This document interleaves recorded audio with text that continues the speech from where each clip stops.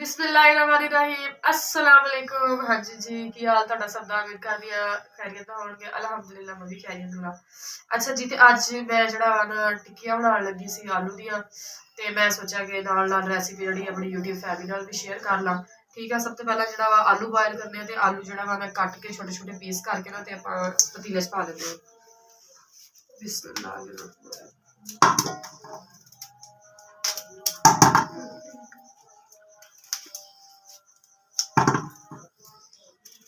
Piece करके फिर विच पानी पा के उबलण रख दांगे। नाल नाल तुहाडे नाल बाकी दी चीज़ां भी शेयर करदे रवांगे। अच्छा जी, आलू अपने जेह्ड़े कट हो गए आ, तुसीं देख सकदे आ सारिਆਂ ਦੇ पीस कर लिया। हुण इहनूं विच आपां पानी पाने आ।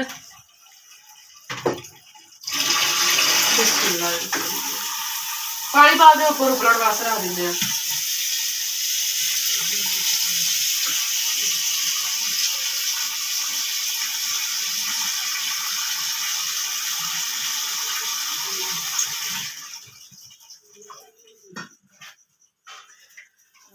ढक देंगे ताकि थोड़ा जिहा जल्दी हो जाए।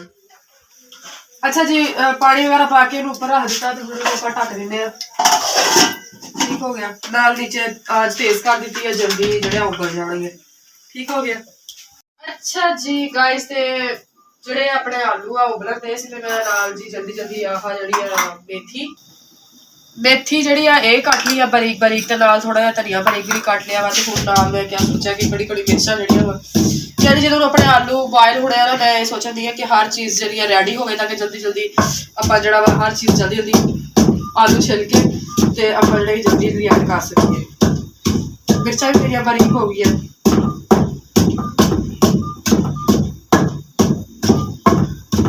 अच्छा जी, तो अपने आलू जो बॉयल हो चुके हैं, तो हम इन्हों कट लेते हैं।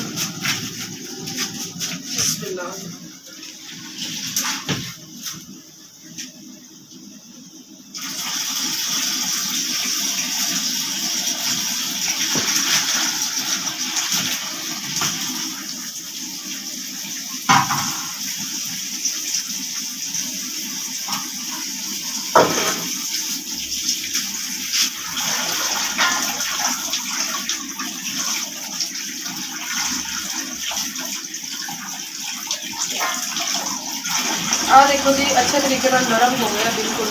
तो हम इन्हों छिलते हैं।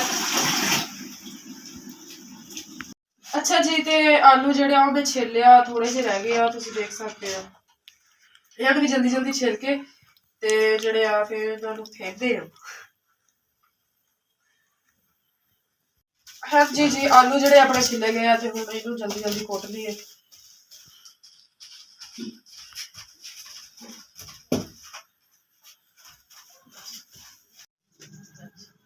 अच्छा जी गाइस, ये जो आलू आप देख सकते हो, मैं अच्छे तरीके कुट लिया। हम अंदर ऐड कर देंगे हरी मिर्च 1.5 चम्मच। दादड़ी हुई मिर्चा रेड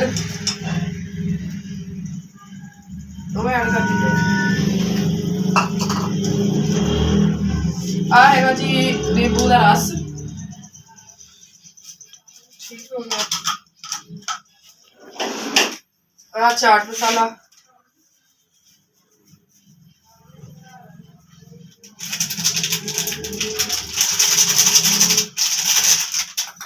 आ मेथी ते तुहानू अगे धनिया दिखाया सीगा, ये भी अंदर अच्छे तरीके ऐड कर देंगे।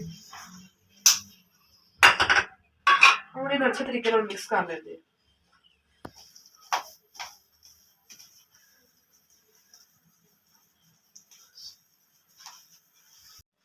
अच्छा जी, तो आ जो अपनी टिक्कियां जी मैं घट रही ने, आ मसाला मेरा तैयार हो गया सी।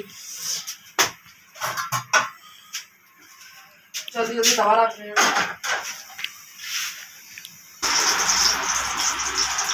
अंडे जोड़े मैं फैट के रख रहे थे, हम डिप कर करके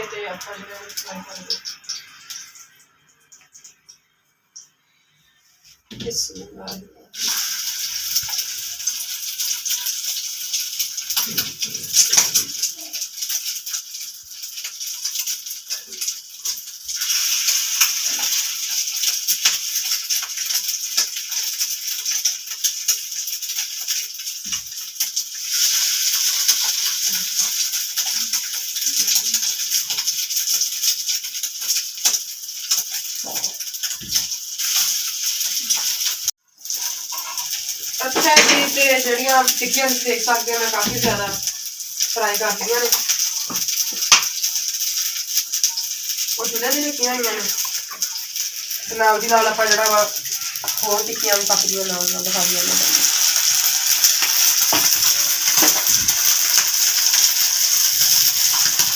वो भी आपां फ्राई कर माशाल्लाह बहुत अच्छी खुशबू आ रही है।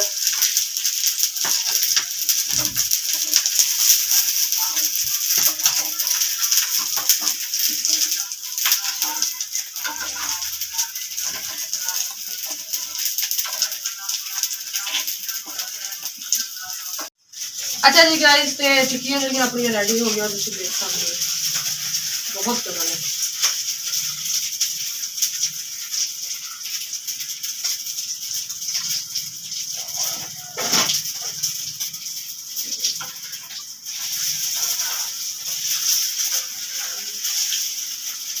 माशाल्लाह जी बहुत अच्छा तो बहुत ज़्यादा मज़ेदार टेस्ट आया वा